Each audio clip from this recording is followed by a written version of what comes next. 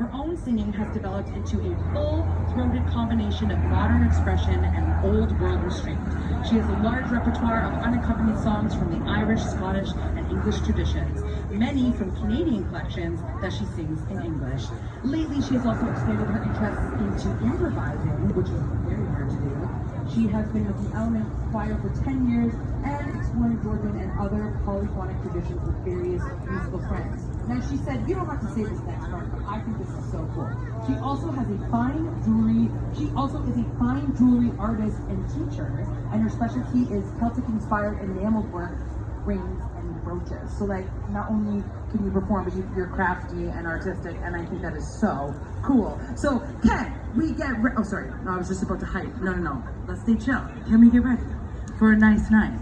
Instead of me going, burr, burr, burr, burr, let's get ready for a nice night to relax and feel refreshed. Give it up for Catherine Crow. Good evening, everyone. I'm going to try and give you a kind of a different experience. The great thing about a cappella singing and voices is that there's all kinds of different atmospheres that you can create.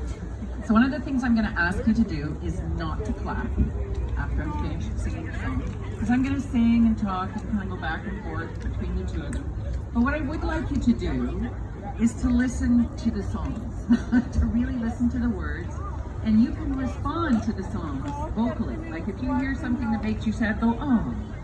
You know, don't be afraid to make those kinds of sounds and to really respond to the stories in the songs, because that's what this traditional music is really all about. It's about the songs. I love this expression that came from a famous Irish poet by the name of Brendan Keeley. He said, traditional songs are living ghosts waiting for a living voice. So our jobs as traditional singers is to kind of bring these ghosts to life.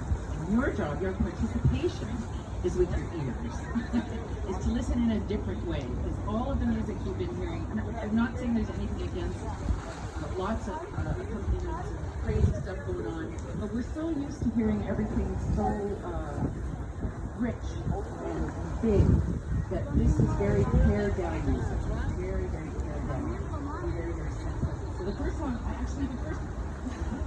do it all the time. I can't help it. I was inspired to tell you the story of how I started singing when I heard some of the other stories. And I will tell you, I am 65, so a lot older than some of the other performers here. But when I was younger, I was told I couldn't sing. And I wasn't allowed to be in the choir, and I wasn't allowed to do any of the singing stuff, which I love to do. But at home, I was never told I couldn't sing at home. At home, I was welcome to sing all the time. And so I would sing away by myself in the room. And when I was about 17 or 18, I came to Toronto because I got a job. And I stayed with my uncle. And my uncle was the last person to come over from Ireland. He was very connected with the Irish community and very connected with the way Irish people kind of hang out with each other. And one of the things they do is when they get together for a party, everybody does something. They recite a poem, they sing a song, something like that. And my uncle was always the MC. He was going around, you know, getting people to do stuff. And if they couldn't, if they'd say no, he'd make them. He'd make them sing Twinkle, Twinkle, Little Star, or whatever. And finally it came around to me, and I'm sitting there thinking, oh my God, what am I going to do? And I opened my mouth, and this voice came out of me that I had never heard before. And I sang a Leonard Cohen song. And everybody loved it because I was the girl singing. That's what I did, singing.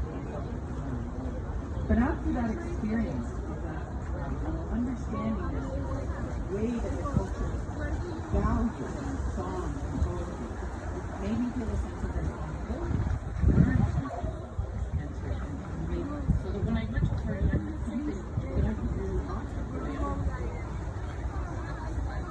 So anyway, that's kind of sort of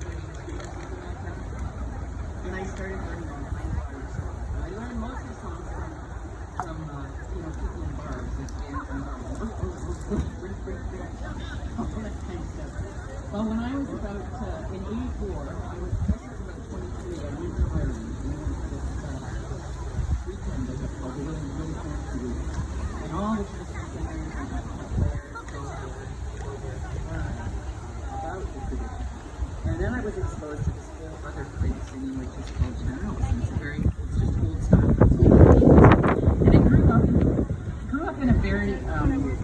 shadow of the penal laws. Because I don't know what you know about the history of Ireland. Ireland is a colonial, it was taken over by a colonial power, England, surprise, surprise. And there were penal laws where Irish people could not own land, they couldn't own property, they couldn't speak their own language, they couldn't